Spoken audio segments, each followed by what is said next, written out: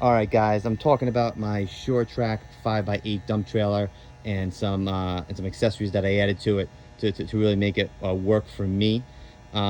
This particular unit has about 5,000 miles on it. Had it for about a year and a half, and I absolutely love it. Big picture here is I was tired of my pickup truck that I didn't use all that much, so I towed this behind my family SUV. I have a couple of videos about the 5x8 size and things like that. But today I really want to talk about is the accessories for this unit. There are a couple things that I thought I bought that could be really helpful, and a couple of things that I would definitely consider buying to make my dump trailer experience that much better. I do have a solar charger here. I got it from eTrailer. I like it, but you got to be careful because it really is no substitute to a battery charger. This is my old die-hard 10 amp battery charger. I just replaced it to get a 15 amp Schumacher. I feel like the 15 amp Schumacher would be a little bit faster on the charge. This trailer is used at least once a week, and it's dumped probably twice a month. So again, keeping that battery charged is absolutely critical. It's something you gotta be aware of, because in case you don't know, if you do not keep your battery charged, it actually damages the motor. All right, so moving on from that, the wood sides right here is actually Brazilian walnut.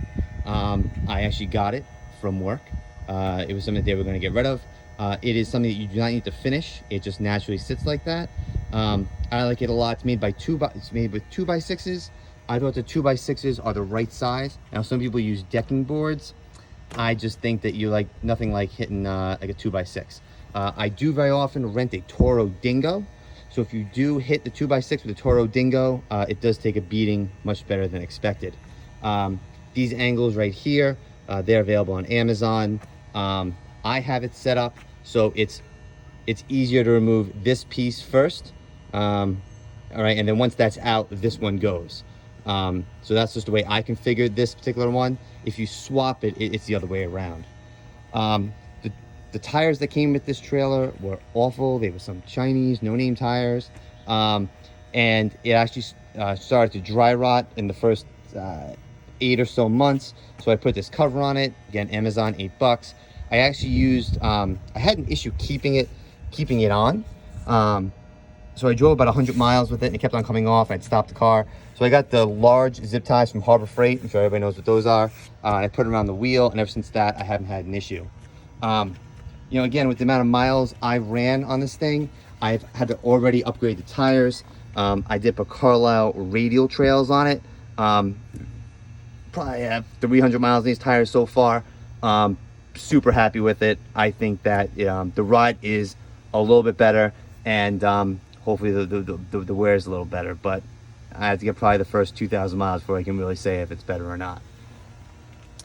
Moving on here, one thing that some people know about the small Trac homeowner dumps is there's no place to put to put the tarp, right? So the tarp here is actually a rope. There is no sail bar. And originally, you know, I really didn't like that. And then I ended up buying these from Farm and Fleet, and I put them in with some large self tappers. And I have to say, I'm very, very happy with these hooks. I think the combination of when the tarp comes over and you have the rope, it gives you a lot more flexibility, especially when you have large loads. Another thing I did, and this is I do this particular trailer has an inside dimension of only 7'11". So obviously I put the E-Trac in all the way around, but I use this bar right here to carry plywood, especially some oversized plywood. I feel like if it's 4'11", it kind of gets wedged right here, and it's just not good, and it starts to bend a little bit. So I put that piece of plywood up. Because the deck height here is so friendly, I actually do a lot of projects and using this kind of as a workbench. So I did buy an E-Trac tool holder.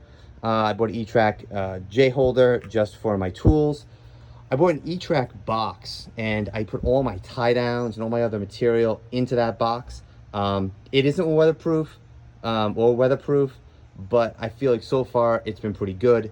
Obviously the beating that this thing takes, just by the general single axle trailer life, right, it does shake a lot. The little clasp bent inside, So I've used that bungee as a secondary way to keep it closed, no problem. Next is I do have a set of chocks. I keep the chocks on the E-Trac. And I do have to say, one thing I do like is, you know, I'm a young guy, I'm 38, but I do like having a handle to get in and out of the trailer. I find myself a lot going in and out because this is my one trailer. Again, it has to do everything. So I do find that very helpful to kind of get in and out, especially if it's slippery, because you definitely feel that. You definitely feel that for sure if it's get into a wet trailer. Last is actually lights. So you can see I installed some lights, so some plain old LEDs. And I have to say, I did not wire them with relays to automatically tie to my reverse lights.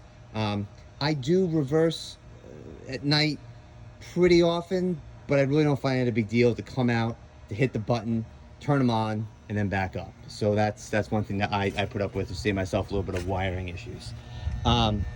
If we're talking about future upgrades, things that I would really like, the first item right here is a hydraulic jack. So Stillwell does make a hydraulic A-frame jack like this, and it is definitely on my list. I am sick and tired of jacking this truck, jacking this trailer. I feel like I do it a little too often. Again, because it replaces the use of a pickup truck. I use it constantly. This is my second jack. My first jack actually bottomed out and got ruined. So I guess that's it on videos of my upgrade. All right. Best luck to you guys and take care.